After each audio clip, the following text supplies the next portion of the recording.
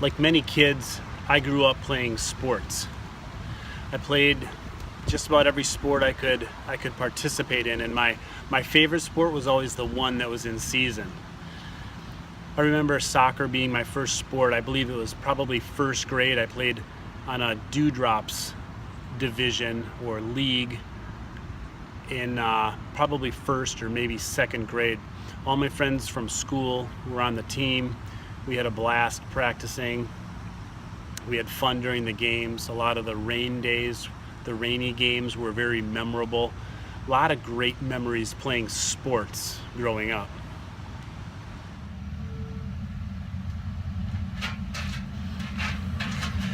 Growing up, I was very active in Pewaukee's Park and Recreation Department. I went there every day as a kid, played with guys like Josh Goodman, Kyle Christensen, and Shane Nelson at the Pewaukee Village Park. It was kind of my dream job. I always looked up to guys like Nate Goodman and guys like that who would be our coaches and our mentors kind of throughout the summer. As I grew older, I said that's where I want to work. And when I was a sophomore, I worked at the Park and Rec and spent a lot of time in dugouts like this where, we'd just play pickup baseball games and things like that.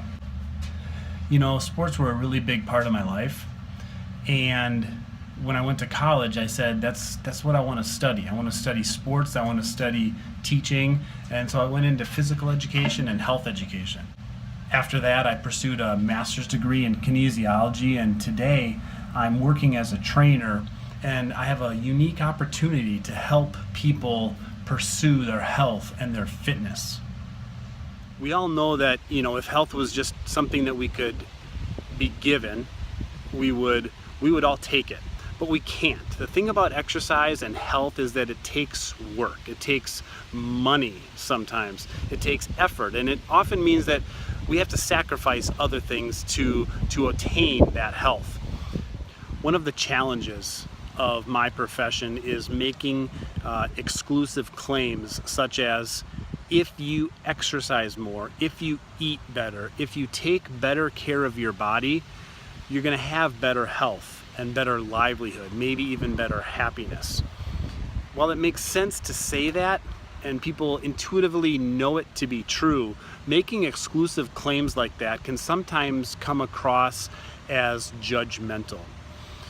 And one of the things I've started to do is compare my career as an exercise professional with my life choice of following Jesus and being a Christian. This week in Love This Book, for the first time, Jesus comes on the scene. As I've said in the last couple episodes, Jesus has been alluded to. We know all of this is leading up to the New Testament, which is where Jesus is the main character, but now we're actually there.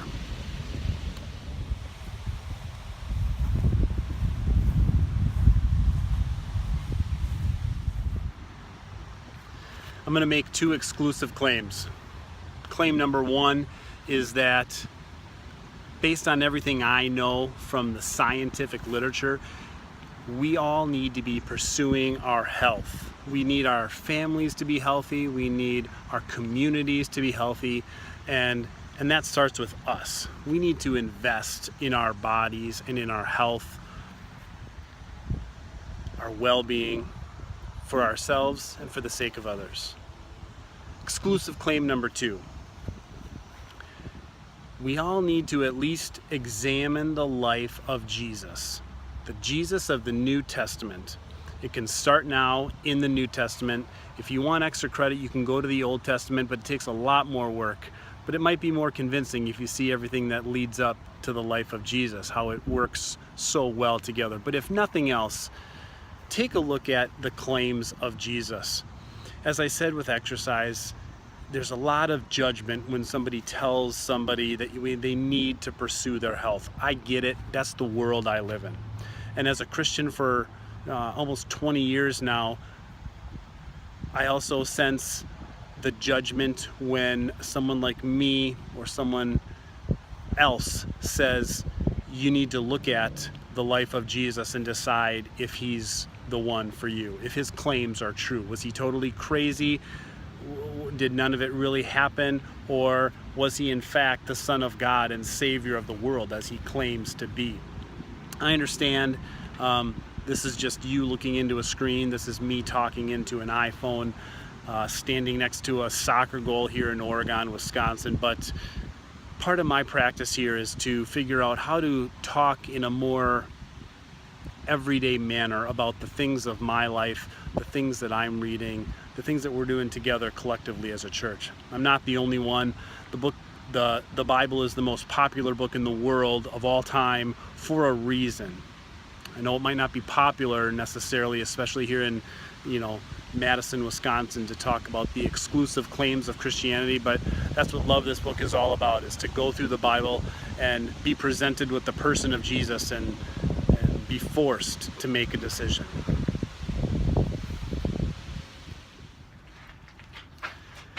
Well, I'm back in the dugout, and I'm going to finish this week's vlog with a sports analogy.